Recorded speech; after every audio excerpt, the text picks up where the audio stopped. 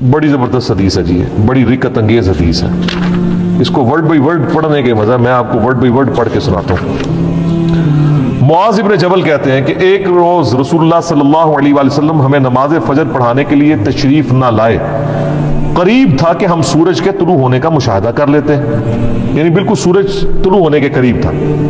پھر آپ صلی اللہ علیہ وآلہ وسلم بہت تیزی سے تشریف لائے، چنانچہ نماز کے لیے اقامت کہی گئی اور نبی علیہ السلام نے بڑی مختصر سی نماز فجر پڑھائی. جب آپ صلی اللہ علیہ وآلہ وسلم نے سلام پھیرا تو بآواز بلند فرمایا اپنی جگہوں پر ایسے ہی بیٹھے رہو.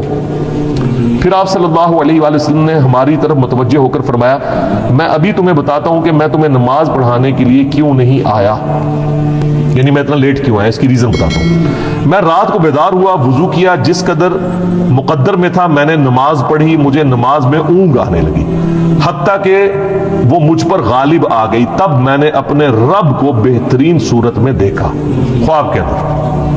کائنات میں ایک ہی ہستی ہے جس نے اللہ کو دیکھا ہے، وہ نبی علیہ السلام ہے، اور وہ بھی خواب میں. ہاں جنت میں سب لوگ دیکھیں گے لائف انشاءاللہ جیسا کہ اس کی شان کے لائق ہے. تو کہتے ہیں میں نے اپنے رب کو بہترین صورت میں دیکھا، چنانچہ میرے رب نے مجھ سے فرمایا محمد صلی اللہ علیہ وسلم. میں نے عرض کیا میرے رب میں حاضر ہوں. فرمایا فرشتے کس چیز کے بارے میں بحث و مباحثہ کر رہے ہیں؟ میں نے عرض کیا میں نہیں جانتا. یعنی خواب میں انہوں نے دیکھا کہ فرشتے کو آپس میں گفتگو کر رہے ہیں، لیکن نبی اسلام کو آواز نہیں آ رہی تھی، صرف ان کی آپس میں بحث و تکرار نظر آ رہی تھی. تو کہتے ہیں میں نے کہا یا اللہ میں نہیں جانتا. اللہ تعالیٰ نے 3 مرتبہ ایسے ہی فرمایا. پھر آپ صلی اللہ علیہ وآلہ وسلم نے فرمایا میں نے اپنے رب کو دیکھا کہ اس نے اپنا ہاتھ میرے کندھوں کے درمیان رکھا حتیٰ کہ میں نے اس کے انگلیوں کے پوروں کی ٹھنڈک اپنے قلب اور سینے میں محسوس کی. یعنی یہ ہاتھ جیسا کہ اس کی شان کے لائق ہے، دونوں شانوں کے درمیان رکھا تو میں نے اپنے سینے میں اپنے رب کے ہاتھ کی ٹھنڈک محسوس کی اور میرے سامنے ہر چیز واضح ہو گئی اور میں نے پہچان لیا. یعنی وہ جو فرشتوں والا معاملہ تھا وہ غیبی خبر اللہ تعالیٰ نے ٹرانسفر کر دی. پھر اب اللہ تعالیٰ نے دوبارہ پوچھا محمد، میں نے عرض کیا میرے رب میں حاضر ہوں. فرمایا مقرر فرشتے کس چیز کے بارے میں بحث کر رہے تھے؟ میں نے عرض کیا گناہ مٹا دینے والے اعمال کے بارے میں. تو اللہ نے فرمایا کہ محمد وہ کیا ہیں؟ میں نے عرض کیا جو کچھ اب فرشتوں والا علم حضور صلی اللہ علیہ وسلم کو بھی ٹرانسفر ہو گیا کہ باجماعت نماز پڑھنے کے لیے پیدل چل کر جانا،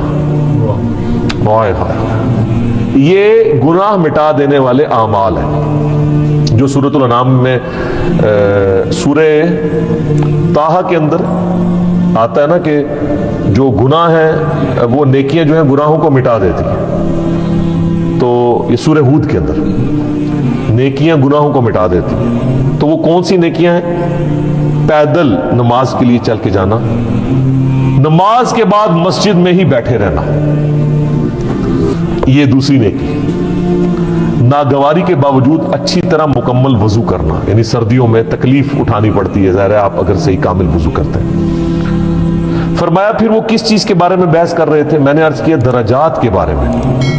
تو اللہ نے فرمایا وہ کیا ہیں؟ میں نے عرض کیا کھانا کھلانا، کسی غریب کو کھانا کھلانا، نرمی سے بات کرنا، یعنی اگر کسی کو آپ نے کچھ دینا نہیں ہے کم از کم اسے جھڑک تو نہ دے بلکہ نرمی سے بات کریں. اور جب لوگ سو رہے ہوں تو نماز پڑھنا، یعنی تہجد کے لیے اٹھنا. اور ایک تو ڈیٹم لیول ہے جو ہم پہ فرض ہے وہ فجر کی نماز ہے کہ آپ نے اٹھ کے نماز پڑھنی. تو پھر اللہ تعالیٰ نے فرمایا یہ سر وہ کلائمیکس ہے. اللہ تعالیٰ نے فرمایا اے محمد کچھ مانگنا ہے تو مانگ لو. اوئے ہائے، اب نبی علیہ السلام نے جو اپنے رب سے مانگا ہے وہ ہے اصل میں دعا. اور اسی دعا کی وجہ سے اسی حدیث میں آتا ہے کہ نبی علیہ السلام نے فرمایا کہ تمہارے نبی کا یہ خواب سچ ہے، اس کو یاد کر لو اور لوگوں تک پہنچاؤ. کس لیے؟ کہ سبحان اللہ کہ اس لیے کہ جو میں نے مانگے نا وہ بھی اپنے رب سے مانگے. اور یہ دعا الحمدللہ میں نے 1994 میں یاد کر لی تھی جب میں FSC میں تھا، آج سے 25 سال پہلے جب مجھے پہلی دفعہ یہ دعا پتہ چلی تھی.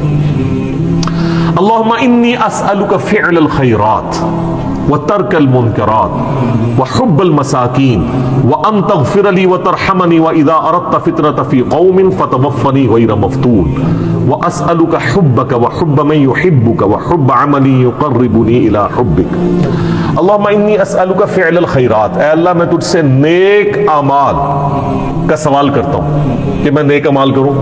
وترک المنکرات اور تمام گناہوں کو چھوڑ دینے کا سوال کرتا ہوں. وحب المساکین اور مسکینوں کی محبت. یعنی جو کچھ فرشتوں کی بحث تھی اور حضور علیہ السلام نے جواب دیا اسی آپ نے اس کو دعا بنا لیا. وَأَن تَغْفِرَ لِي وَتَرْحَمَنِي اور یہ کہ تو مجھے بخش دے اور مجھ پہ رحم فرما. وَإِذَا أَرَدْتَ فِتْنَةَ فِي قَوْمٍ فَتَوَفَّنِي غَيْرَ مَفْتُونٍ اور اگر تو کسی قوم کو فتنے میں مبتلا کرنے کا ارادہ کرے تو یا اللہ مجھے فتنے سے بچا لینا. لوگ تو کہتے ہیں نا جی وہ اللہ تعالیٰ سے یہ دعا نہیں کرنی چاہیے, اللہ تعالیٰ سے کہنا چاہیے صبر مانگنا چاہیے. نہ, اللہ تعالیٰ سے پہلی دعا یہ کرنی چاہیے کہ اللہ تعالیٰ ہمیں فتنے میں مبتلا ہی نہ کر. اور اگر تو نے میری ڈیسٹنی میں لازمی رکھا ہے اس آیت کے تحت کہ وَلَنَبْلُوَنَّكُمْ بِشَيْءٍ مِّنَ الْخَوْفِ, تو پھر اگر مجھے یہ کرنا چاہتا ہے تو پھر مجھے ثابت قدم رکھ. پہلی دعا یہ ہے وَإِذَا أَرَدْتَ فِتْنَةَ فِي قَوْمٍ فَتَوَفَّنِي غَيْرَ مَفْتُونٍ. اے اللہ مجھے فتنوں سے بچانا. اللہم انی اسألک حبک, اے اللہ میں تجھ سے تیری محبت کا سوال کرتا ہوں. وحب من یحبک اور میں ہر اس شخص کی محبت تجھ سے مانگتا ہوں جس سے تو محبت کرتا ہے. یعنی سارے انبیاء کی محبت, اہل بیت کی, صحابہ کی, نیک لوگوں کی.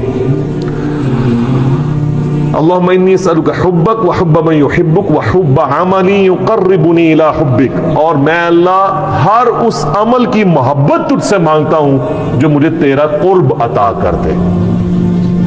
یعنی میرا ہر عمل ایسا ہو کہ جو مجھے تیرے قریب کر دے.